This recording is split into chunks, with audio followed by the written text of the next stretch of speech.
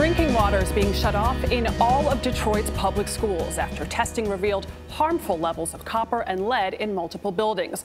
Water quality issues have now been detected in 34 schools, nearly a third of the district. DeMarco Morgan is in Detroit, where one mother is demanding answers about how this happened and why parents weren't notified sooner. DeMarco, good morning. Good morning to you. New tests revealed this week that the Marcus Garvey Academy right here behind me is one of those 34 schools where the water is not safe to drink. And now the district is scrambling to reach out to parents through robocalls and letters because the first day of school starts next Tuesday. I haven't been notified, and I live literally a block away from the school.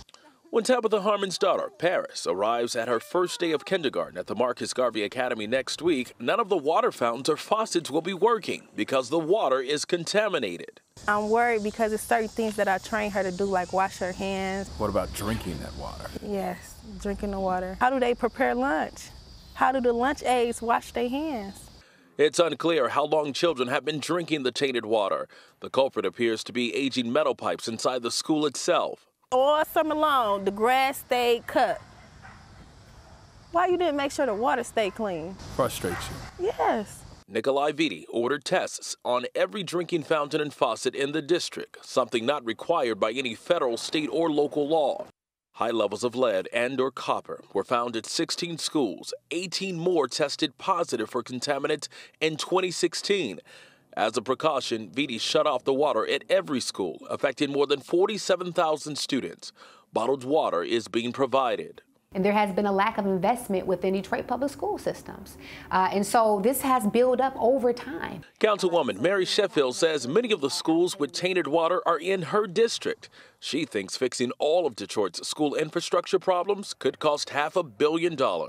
They're in deplorable conditions. I mean, we've had reports of mold and mice and roaches running through our schools. We have to make sure that we are allocating the appropriate funding to address these needs and finally really put our children first.